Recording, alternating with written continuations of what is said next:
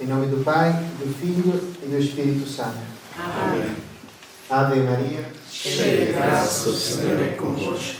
Bendita sois vós entre as mulheres, e bendito é o fruto do vosso ventre, Jesus. Santa Maria, Mãe de Deus, rogai por nós, pecadores, agora e na hora da nossa morte. Amém. Coração Imaculado de Maria. Rogai por nós. Então, continuamos o nosso percurso, estamos a falar sobre a igreja. Olha, quando vira para lá a cara não se ouve, pertinho. Tem que ir para o outro lado. Continuamos o nosso percurso, estamos a falar da igreja, tentamos de aprofundar sempre mais este mistério.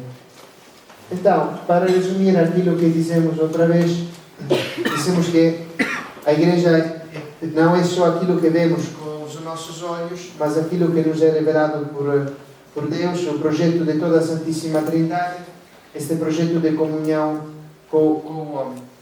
E então podemos dizer, neste sentido, que a igreja é o prolongamento da ação salvífica de Jesus na história, mas não é algo que se limita à história, não? Porque a transcende, não é algo demais. O ponto nasce da eternidade de Deus e para chegar outra vez com a comunhão e na eternidade da Santíssima Trindade. Aí qualquer mal conta. Não se ouve? Tem O contacto houve, mas é o contacto está aí mal aí na... Tem que mudar para a direita. Não deve alcançar. Sim. Sim. Ou então para o outro lado, não é como... Perfeitamente. Sim. É como dá mais jeito. Já não se diz. É isso. Se eu fiz esticamento. Agora, ouve-se melhor? Sim. Ok. E então, estava a dizer que a transcende também a história. A imagem que podemos, esta linda imagem de um iceberg nos ajuda a entender, não? Aquilo que vemos é uma dimensão limitada, mas a igreja é muito mais aquilo que fica no mistério, não? Que fica escondido, que é preciso olhar com os olhos da fé. Por esta razão, dizemos que a igreja é um mistério, dizemos também que é algo que nós não podemos, uma definição não pode esgotar aquilo que a igreja é, não? Porque não é limitado à nossa capacidade de raciocinar, como tudo aquilo que vem de Deus, do mistério de Deus. É por isso que a Sagrada Escritura, em falar-nos da igreja, nos fala dela através de imagem simbólica.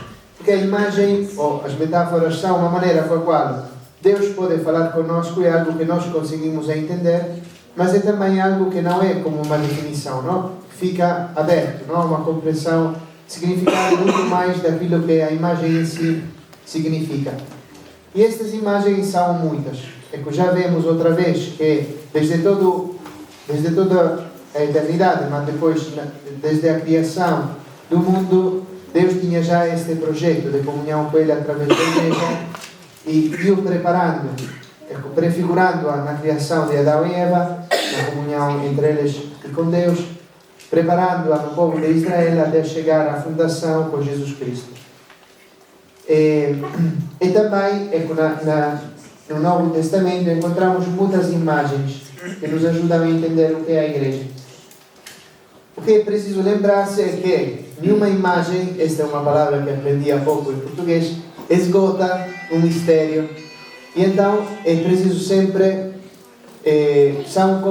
se complementam uma com a outra, não? Porque se ficamos só uma imagem, arriscamos de limitar aquilo que a igreja é.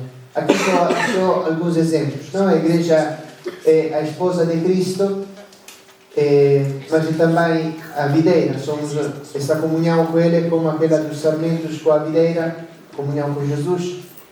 A igreja é também o rebanho do Senhor, o templo do Espírito Santo. E as imagens que são depois usadas pelo Concílio Vaticano II, já todas as imagens que são da Sagrada Escritura, que os padres da igreja meditaram sobre essas imagens. O Concílio Vaticano II aprofunda as imagens do corpo místico de Cristo, aquela imagem que nos indica São Paulo, e a imagem do povo de Deus. Então, a próxima catequese aprofundaremos mesmo essas duas imagens.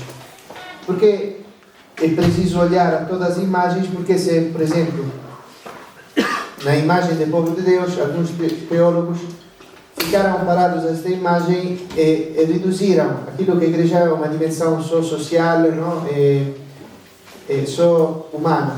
Por isso é preciso ter sempre olhar um bocado a todos, não? Porque cada imagem nos mostra aquilo que a igreja é de um foco diferente. Então é muito significativa este acontecimento, não? Quando São Paulo vê o Senhor sobre o caminho de Damasco, o Senhor, ele pede por está cego por esta grande luz e pede: Senhor, quem és tu?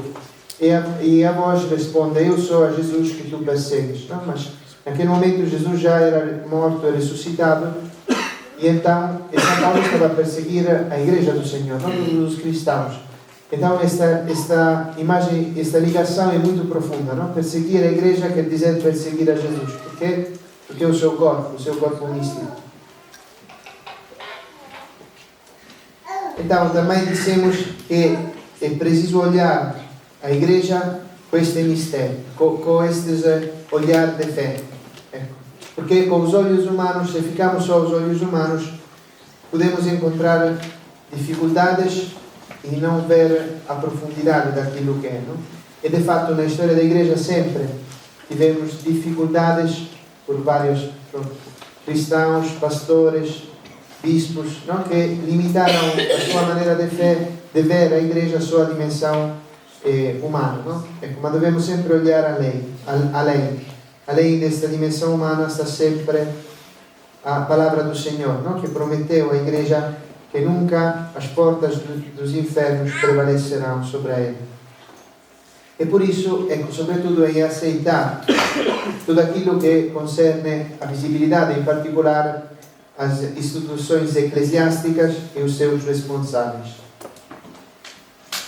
Por isso devemos ter cuidado, porque se olhamos ao longo da história da igreja, muitas vezes esta pouca fé naquilo que a igreja é, pouco conhecimento, levou a ter uma divisão, não? A ver como se temos duas igrejas diferentes. Temos uma igreja que é aquela da caridade, aquela que Jesus diz, que é a igreja celeste dos santos, e depois temos uma igreja que é aquela visível desta terra, que é outra coisa, que não tem nada a ver, que é feita por pecadores, homens como os outros.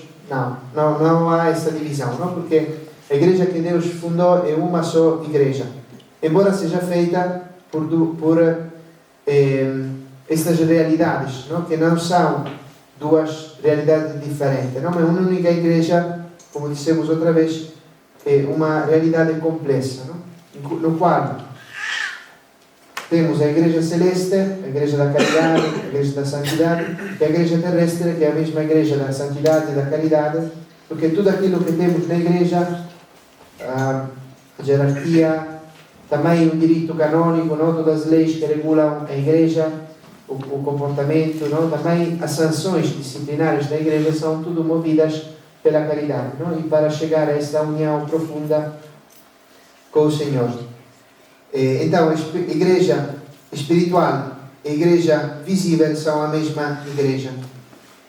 E de fato, a razão de ser da visibilidade, da dimensão visível da igreja é, como dissemos outra vez, o prolongamento na nossa história e no tempo da mesma salvação do Senhor, não? Então, para entrar em contato com o homem, como Jesus assumiu a natureza humana para salvar o homem, assim a igreja leva, através da dimensão visível, a salvação ao homem de todos os tempos.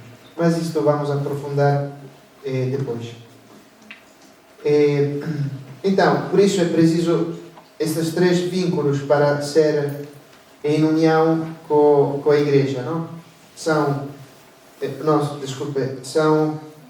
vínculos são os vínculos simbólicos, ou seja, professar a mesma fé, o vínculo litúrgico, celebrar o mesmo culto, os mesmos sacramentos, e o vínculo hierárquico, que é aquilo de prestar a própria obediência e submissão ao governo da igreja e ao Santo Padre.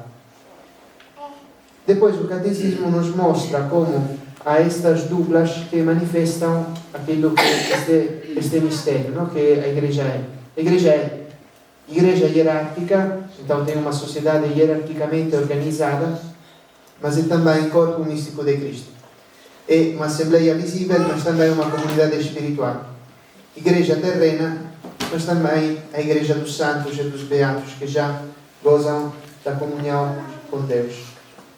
Então não podemos dividir estas coisas. E depois aprofundaremos também porquê. O documento que dissemos do Concílio Vaticano II que mais fala profundamente do mistério da Igreja é a Lumen Gentium. E estas são as palavras com as quais este documento começa. A luz dos povos é Cristo. Por isso, este Sagrado Concílio, reunido no Espírito Santo, deseja ardentemente iluminar com a sua luz, que resplandece no rosto da Igreja, todos os homens, anunciando o Evangelho a toda a criatura. Então, o Concílio quer sublinhar, nas primeiras frases, que a Igreja não se identifica com salvação, não? Porque a salvação é Cristo. Mas esta salvação chega a todos os homens, a todos os tempos, através da Igreja, que não faz outra coisa que levar o mesmo Cristo a todos os homens. Como se fosse um canal, não? Que deixa passar água, que é Cristo, a todos os homens. Esta imagem da luz se refere a uma imagem muito antiga que os padres da Igreja usavam para falar da Igreja e do Senhor. É a imagem da lua e do sol. De fato, já lemos, ou seja, que, por exemplo, Origene, que é um escritor eclesiástico do terceiro século, fazendo um comentário ao livro do Gênesis, diz estas palavras. Está a falar da criação. Tal como neste firmamento, que já se chamava céu, Deus ordena que haja luminares para separar o dia da noite, assim também pode acontecer conosco, se nos esforçarmos por ser chamados e por nos tornarmos céu. Teremos em nós luminares que nos iluminarão, Cristo e a sua Igreja, porque Ele é a luz do mundo, que ilumina também a Igreja com a sua luz. Pois assim como se diz da lua, que recebe a luz do sol, para que por ela até a noite seja iluminada, assim também a Igreja, tendo recebido a luz de Cristo, ilumina todos os que estão na noite da ignorância. Se alguém consegue tornar-se filho de Deus, para andar no dia em santidade, como filho do dia e filho da luz, iluminado pelo próprio Cristo, como o dia pelo sol. Então, esta imagem é muito linda, nos ajuda, não? Como a lua não faz outra coisa que refletir a luz do sol, assim a Igreja não faz outra coisa que refletir a luz que é Cristo, que é a nossa salvação. Então, aquilo que o tema principal do qual falaremos é analisar, em primeiro lugar, esta união que há entre o aspecto visível e o aspecto invisível da Igreja, e analisar esta definição, este conceito que o Concílio Vaticano II nos deixa, que diz que a Igreja é sacramento universal de salvação. Então estes dois serão os temas do qual falaremos.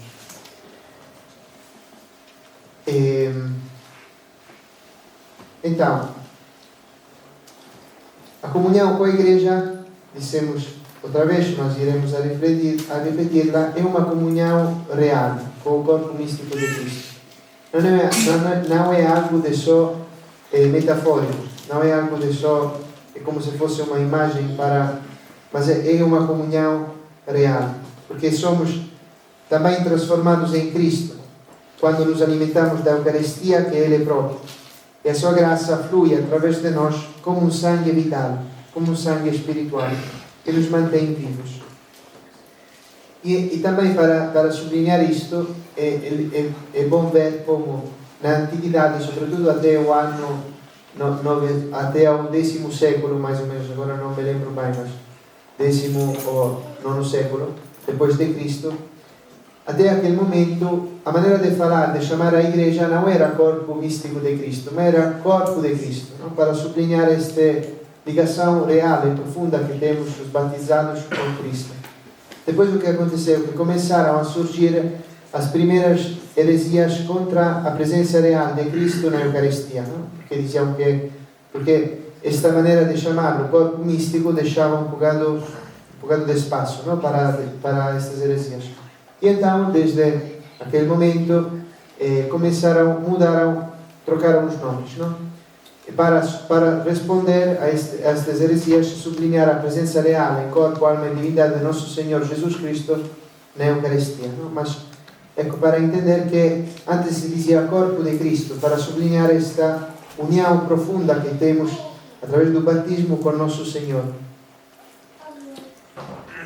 Então, um lugar privilegiado na igreja, é uma pintura do nosso fundador, Maria, Mãe da Igreja.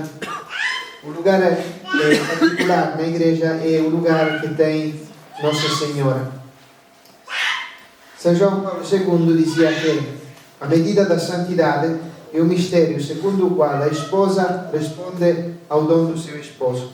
A esposa é a igreja, que responde com a sua entrega ao dom do seu esposo, que é o sacrifício do Senhor.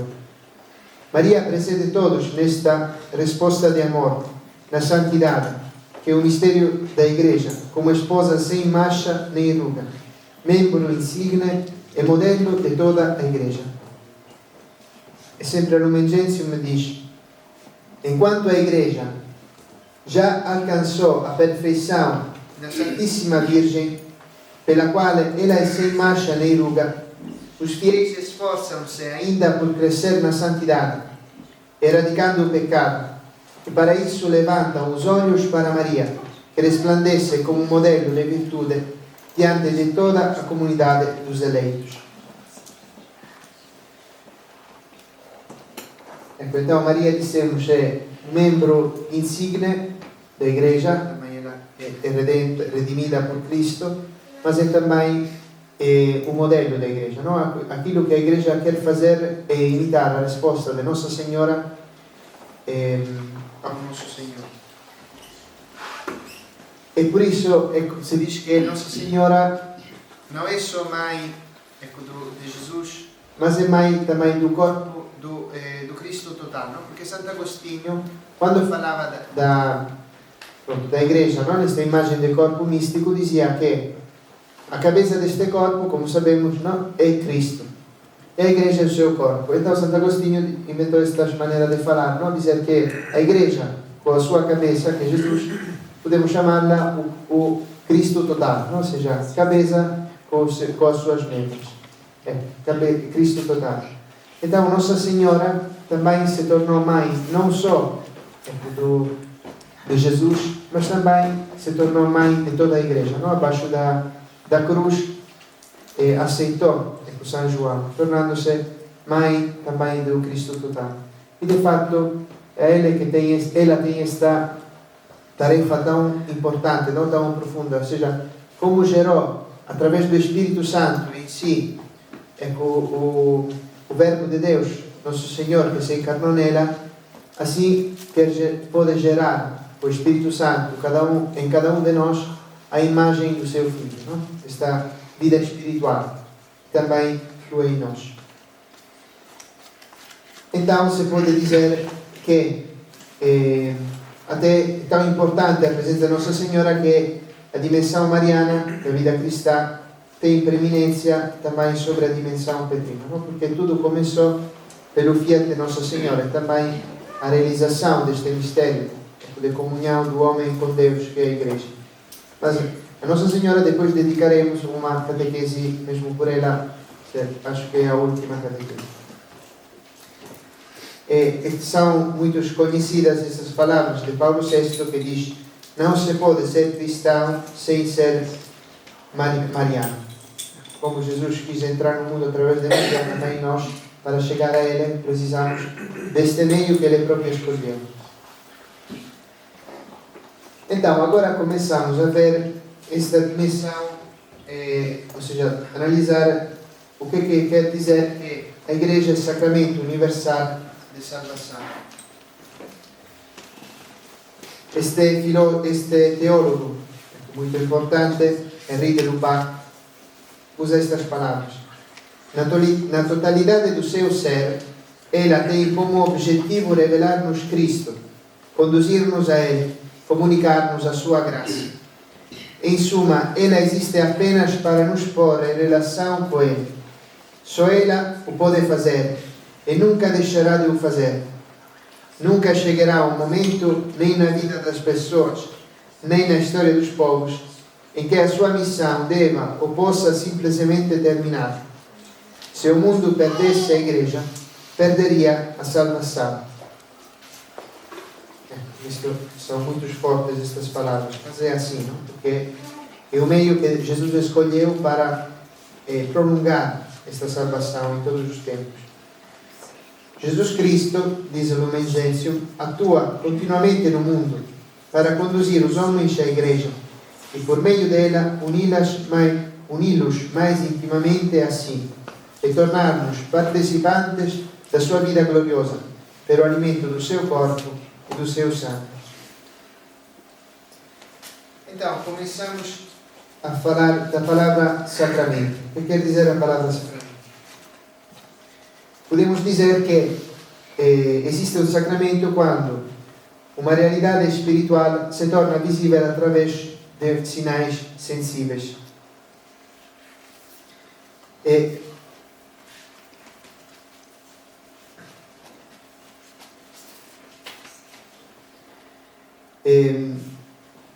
Sim, neste sentido, podemos dizer que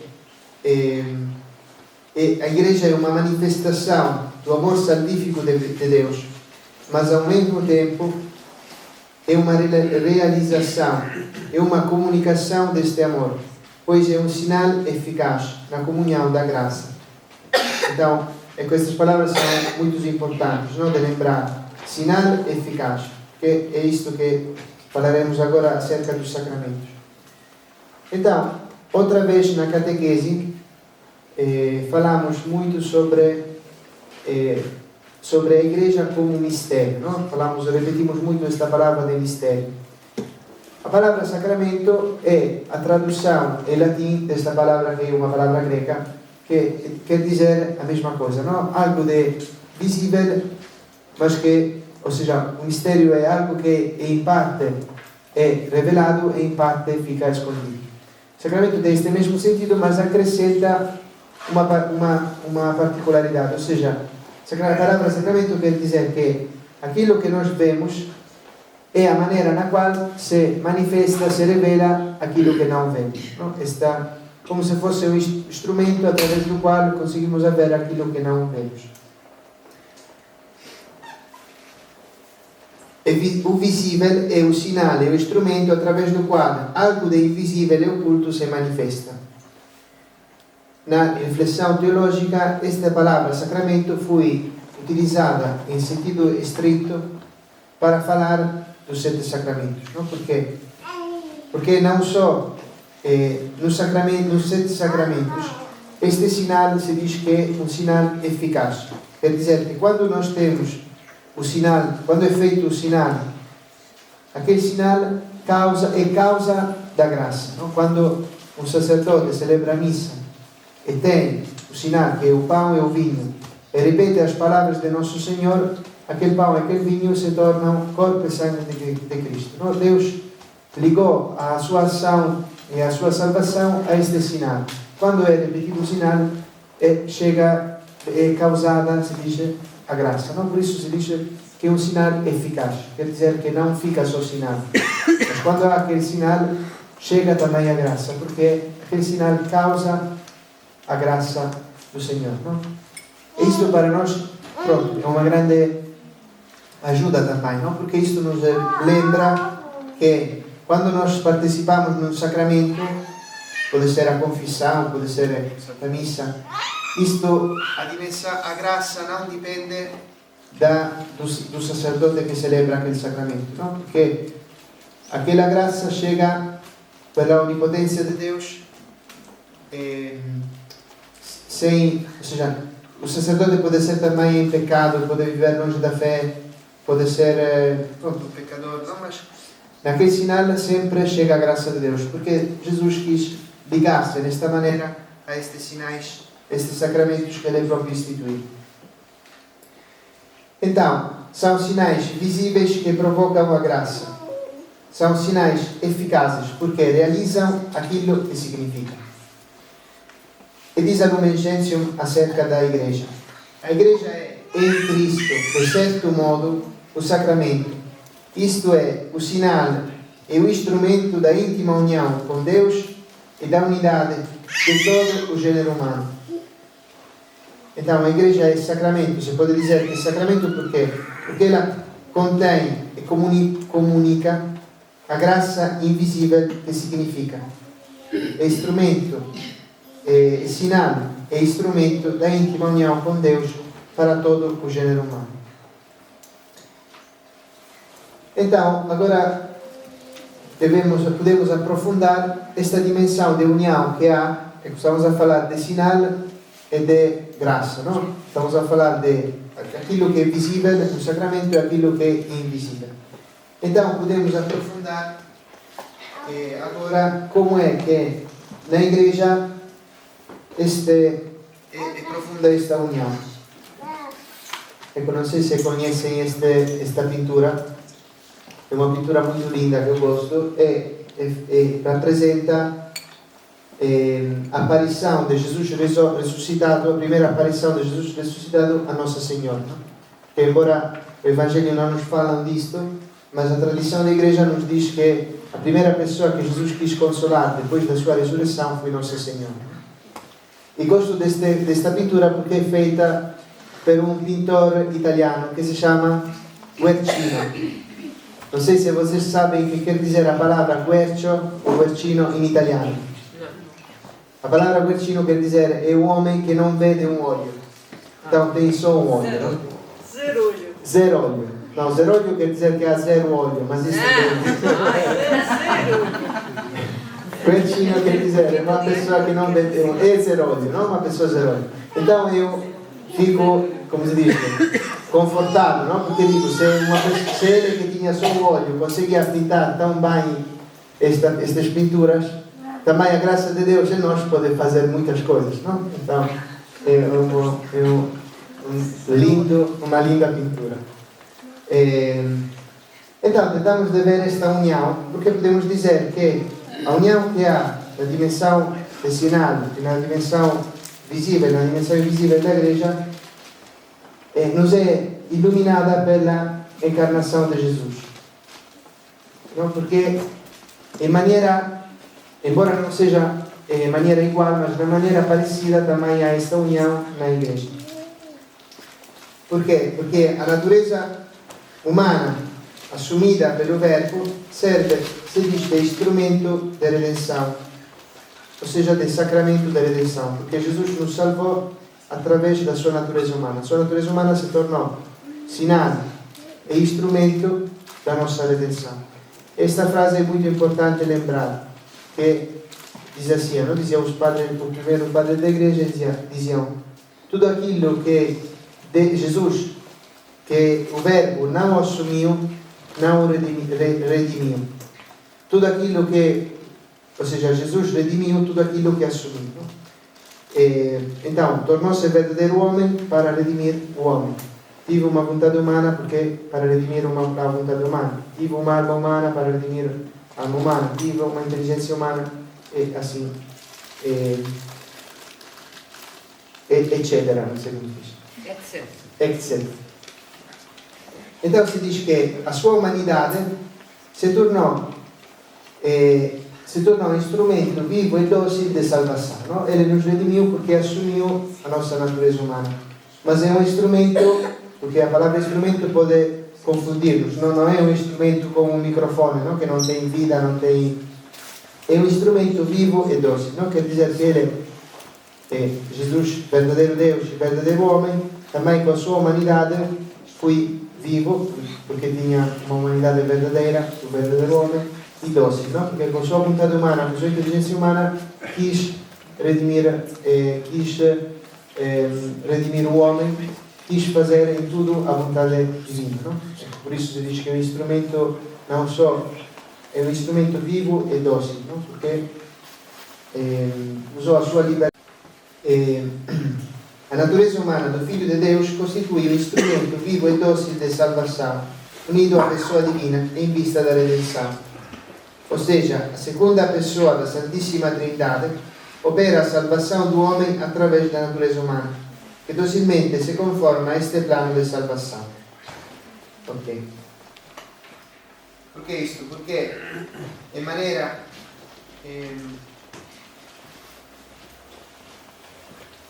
de modo não diferente a esta união, mas também não idêntico, o organismo social da Igreja serve ao Espírito de Cristo para que a vivifica para fazer crescer este corpo, não para prolongar esta salvação.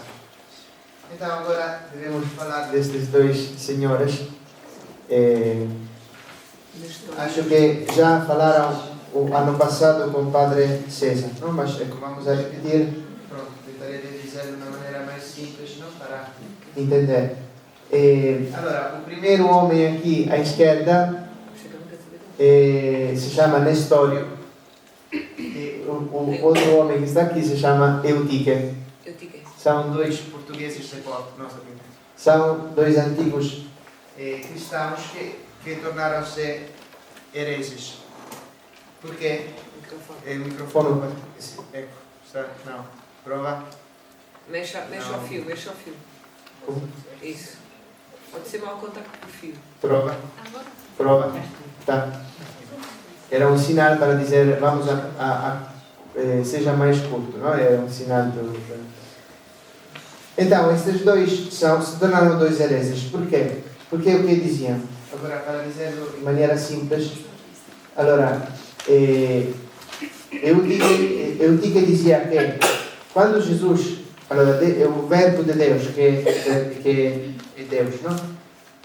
Assumiu a natureza humana, é como se a sua divindade e a sua humanidade se misturaram, não? E formaram outra natureza, que não era nem de homem nem de Deus, não? Como se fosse uma coisa misturada. Porque a humanidade assumida desapareceu da divindade, não? Essas duas coisas. Que não podia ser assim, porque, como dissíamos antes, aquilo que não é assumido não é redimido, não? Então, se Jesus não era verdadeiro homem, mas era outra coisa, não podia redimir o homem, porque era uma outra natureza, que era uma natureza misturada, não? Por isso, fui condenado a esta heresia. E também, pelo contrário, da dimensão do lado oposto, temos aquilo que dizia a heresia de Nestório. Nestório dizia que a pessoa tinha... Jesus era como se fosse... Jesus era uma pessoa e o verbo de Deus era outra pessoa, que agiam como se agissem conjuntamente, mas eram duas pessoas. É como se fosse uma união só exterior, ou seja, o homem Jesus colaborava com a pessoa divina, mas como se fossem duas pessoas diferentes, não? Como se fosse, não sei se dá para entender, não? Como se fossem duas pessoas diferentes que agiam simultaneamente e colaboravam, mas não havia esta unidade profunda, não? Pelo contrário, sabemos que Jesus não foi assim, não? Porque Jesus tem um só princípio de operação, um só sujeito, não são dois, não temos dois redentores, não são um, que é a pessoa divina de Jesus, que assumiu a natureza humana. Então está uma só pessoa, que é um sujeito que opera a salvação, que é a pessoa divina, mas que é verdadeiro Deus e verdadeiro homem. Tem uma inteligência humana e uma inteligência divina. Tem uma vontade humana e uma vontade divina, mas é um só sujeito, não são dois. Okay? Isto porque nos ajuda a ver, na maneira similar, esta união que tem a Igreja, não? Porque o Espírito Santo nunca abandona a Igreja, mas nunca se mistura indistintamente com ela. Através da Igreja difunde a vida nos crentes, mas não se mistura com ela numa só pessoa. Cada cristão conserva a sua identidade tão livremente que até pode pecar, não? Isto o vemos da parte dos nossos olhos. O elemento humano e o elemento divino não se justapõem, como dizia Nestório, nem se confundem, como dizia Eutique, mas a semelhança da encarnação do Verbo unem-se de forma distinta e imutável, indivisa e inseparável. Esta é a fórmula usada de Leone Magno para falar das naturezas de Jesus, não? Ou seja, para dizer que não há nem dois sujeitos, não temos duas igrejas, como dizíamos antes, não? Uma igreja celeste, dos santos, perfeita, que vive a caridade, e outra igreja que é aquela visível, que pronto, como se não fossem nada a ver, mas tentam de colaborar juntas, não? Porque temos uma só igreja fundada por Cristo. Esta igreja é composta de uma dimensão visível e de uma dimensão invisível, mas é uma só igreja, não? E estas dimensões não se misturam, porque cada um de nós mantém sempre a sua liberdade, a sua, embora tenha uma união profunda, como em Jesus, as suas naturezas não têm uma união profunda, mas não são misturadas, porque aquilo que é homem fica homem, aquilo que é divino fica divino. Okay? Desta maneira parecida também na igreja. E João Paulo II dizia em uma catequese estas palavras: esta realidade divina humana da igreja está organicamente unida à realidade divina humana do próprio Cristo. A igreja é, de certo modo, a continuação do mistério da encarnação. De fato, o apóstolo Paulo disse da igreja que ela é o corpo de Cristo. Assim como Jesus comparou o todo crístico eclesiale à unidade da videira com os seus ramos, esta mediação não pode ser separada da igreja, que participa na função de Cristo na função de Cristo como mediador entre Deus e os homens. Okay? Esta união profunda na igreja. Então, vamos em frente. Estamos a falar da igreja como um sacramento universal de salvação. Então, devemos aprofundar aquilo que o sacramento é. Não dissemos que é sinal. O Concílio Vaticano II diz que a igreja é sinal erguido entre os povos. Essas palavras são aquelas de uma profecia de Isaías, não? Que diz que os crentes serão para todos os povos este sinal erguido sobre o monte. E também Jesus usa estas palavras, não? Para dizer que esta cidade posta sobre o monte é visível por todos, não? Por todos veem esta cidade posta sobre o monte, que é a cidade dos crentes. Okay. E quando é que os sinais, estávamos a falar de sacramentos, não é que o sinal, quando é que o sinal cumpre a sua função, a sua finalidade? Quando realiza também aquilo que significa. Quando realiza a salvação. Se fosse só sinal, não realizaria a salvação. Não, nos sacramentos dizemos o sinal é eficaz, realiza verdadeiramente a salvação. Mas como sinal é instrumento de comunicação das graças e dos bens da redenção. Okay? Então, podemos dizer que a igreja, sinal erguido entre os povos, é sempre também um meio eficaz de salvação, o instrumento através do qual a salvação que vem de Cristo é efetivamente estendida, difundida e transmitida. Esta eficácia do sinal da igreja chega no seu ponto mais pleno nos sacramentos. Porque, como dissemos, nos sacramentos temos sinais que também causam a graça, provocam a graça, não são sinais eficazes. Esta função de sinal exprime-se em tudo o que a comunidade eclesial faz para continuar a obra redentora de Cristo. Na oração, na pregação, no testemunho público, no serviço ao próximo, especialmente aos pobres e aos doentes. Na missão, na liturgia e, sobretudo, na administração dos sacramentos. Mas nos sacramentos alcança a sua maior concentração e a sua mais intensa eficácia, porque neles Cristo dispensa a graça salvífica sobrenatural a cada homem. Por esta razão, por este lugar privilegiado dos sacramentos, também no sinal da Igreja, de maneira especial, vemos aqueles que são os ministros da Igreja, não? Porque eles têm este ministério instituído, celebrando os sacramentos, torna presente a presença de Cristo e torna visibile na igreja Cristo como dispensador último e autêntico dos sacramentos, não? Por esta ligação profunda. Mas cada batizado é sinal, não? Porque cada um de nós tem esta tarefa de ser sinal daquilo que a igreja é. Cada batizado é na igreja sinal da obra salvífica que se prolunga no tempo. Daí a grande responsabilidade que incumbe a cada cristão. O sinal, o sacramento universal da igreja, costituído pela comunidade dos crentes, pode ser continuamente desfigurado e manchado pela fraqueza humana do pecado.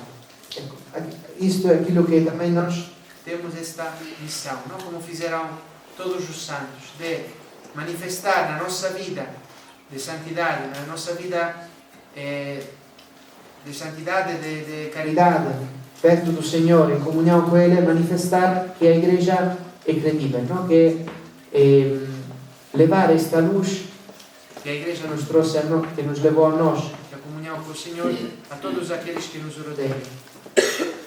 E não desfigurá-la pelo escândalo, não? Pelo pecado.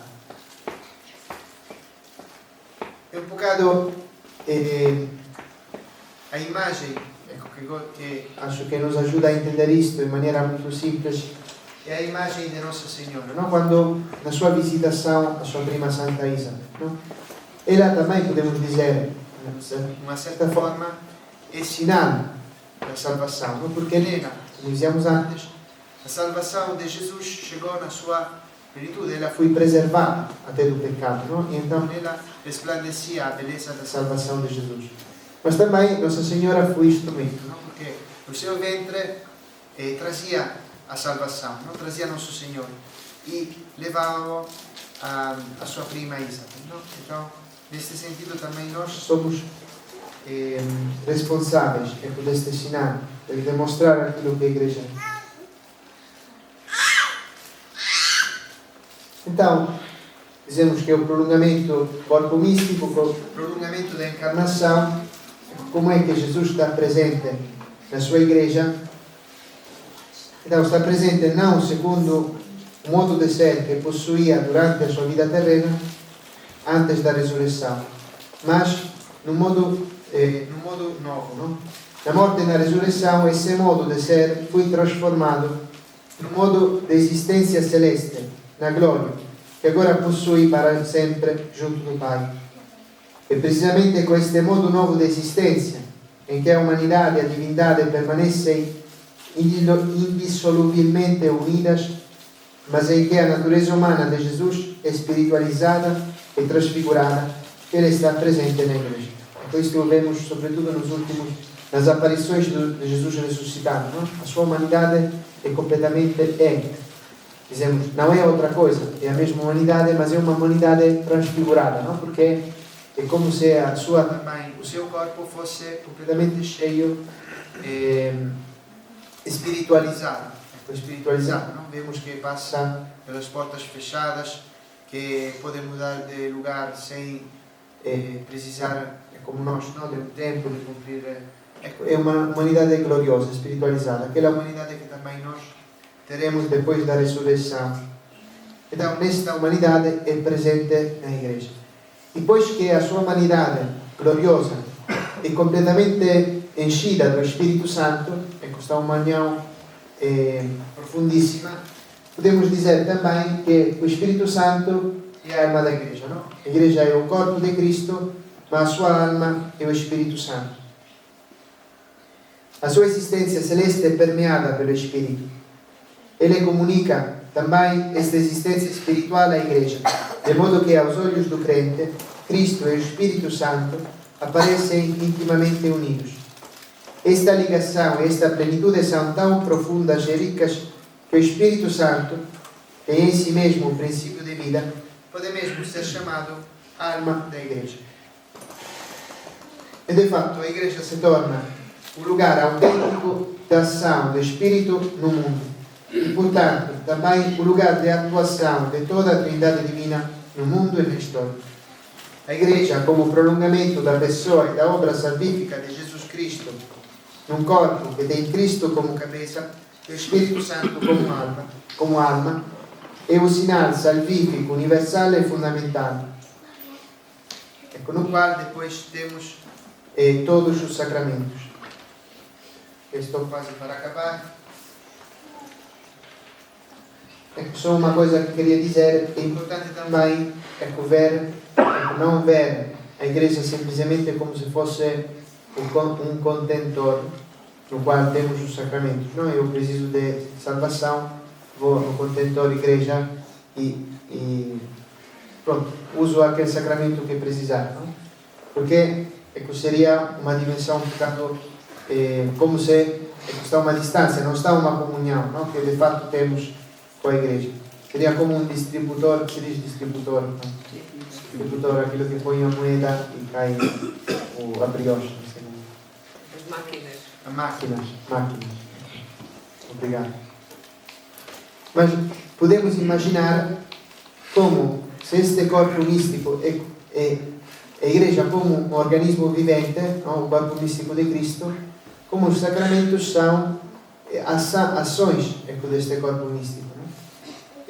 Isto é importante porque e também porque a nossa salvação não é só uma salvação individual, não seja que nos salvamos, seja que nos perdemos, é sempre algo de comunidade, não? Por quê? Porque a salvação é a comunhão plena com Deus, mas também a comunhão plena entre nós, não é? A caridade é isto, não? A caridade com Deus, a caridade com os outros. Então, nunca a salvação é só individual. Por isso podemos dizer que os sacramentos individuais podem ser concebidos como as operações vitais de todo o ser da Igreja. Os sacramentos não são, portanto, meros ritos sagrados individuais que se encontram isolados em si mesmos. Pelo contrário, são atos vitais de uma comunidade salvífica, que nestes atos se envolve a si mesma, com a sua natureza, com a sua fé, com o seu amor. Isto é lindo, não pensado, porque quando nós celebramos um sacramento, toda a igreja participa naquele sacramento. Então quer dizer que toda a igreja, também todos, Nossa Senhora, todos os santos do céu, todas as almas também do purgatório, todos a igreja militante também participa em celebrar aquele sacramento com a sua fé, com o seu amor, com a sua resposta de amor ao Senhor. Assim, em cada sacramento, a igreja manifesta a sua própria natureza e virtude.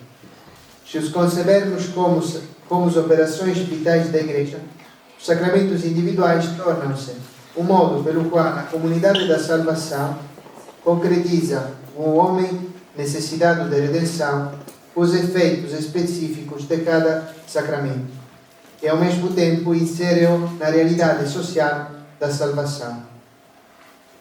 A Igreja, como sacramento universal de salvação, torna presente a salvação que se particulariza no sacramento individual. Sempre o mesmo conceito, não? Mas é bom repetirlo, não?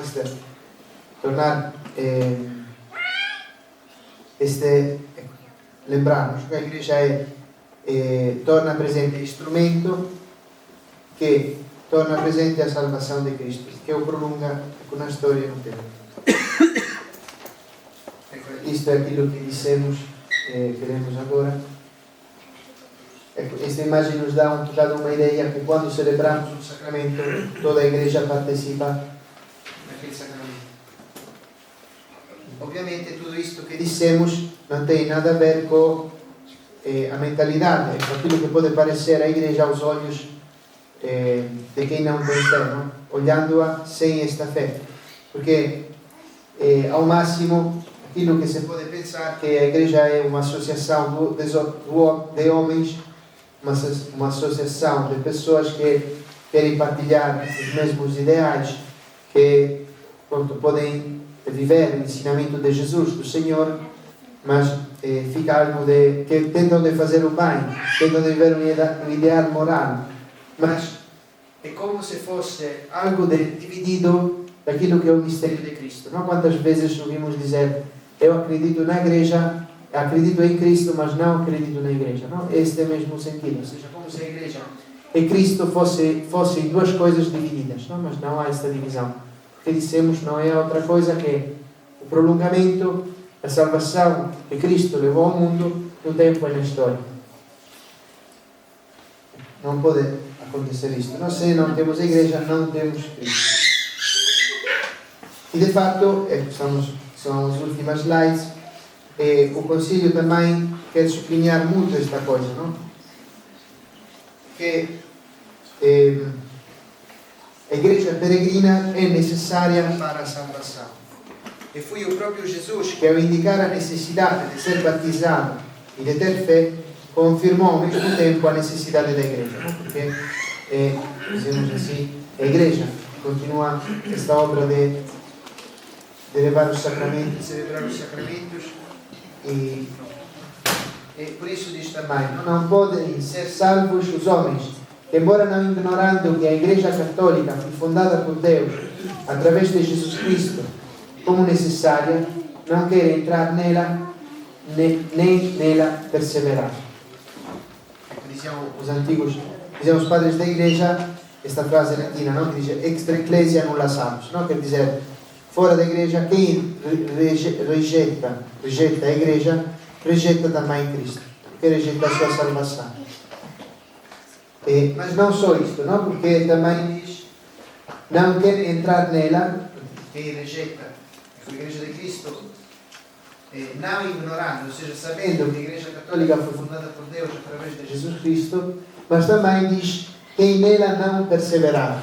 Não, isto quer dizer que todos nós não só podemos ser ligados à igreja exteriormente, não? Mas também com o nosso coração, com a nossa fé, mas sobretudo com a nossa caridade, não? Quem não persevera na caridade, quer dizer, são os pobres pecadores, não? Que Nossa Senhora aqui nos mostra como os pobres pecadores. São cristãos que não vivem na graça de Deus, não? Isto quer dizer não perseverar na caridade. Depois vamos a concluir. Esta frase muito linda de Santo Agostinho diz assim, não? Os apóstolos viram Cristo e acreditaram na igreja que não viam. Nós vemos a igreja e devemos acreditar em Cristo que não vemos.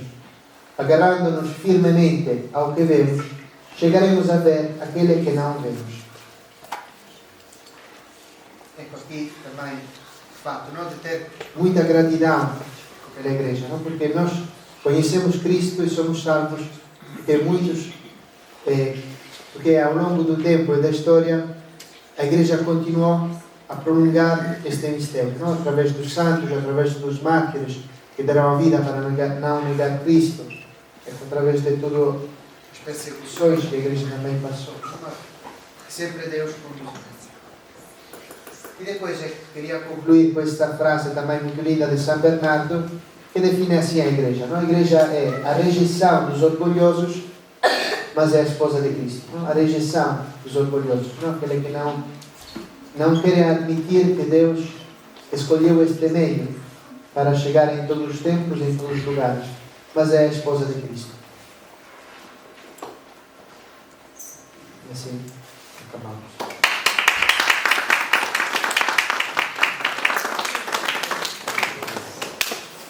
Se entenderam tudo, se querem fazer algumas perguntas.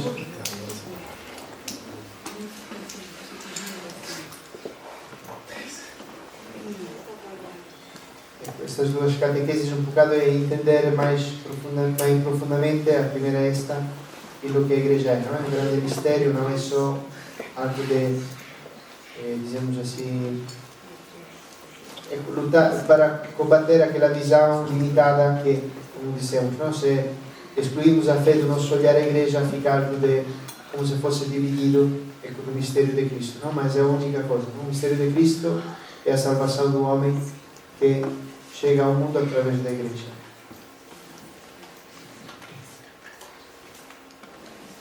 Então, se não querem fazer perguntas, se não querem aproveitar da presença do Padre César para fazer alguma pergunta, podemos fazer uma oração.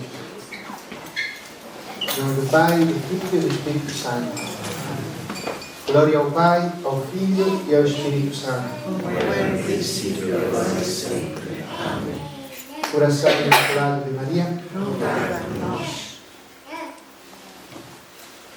glória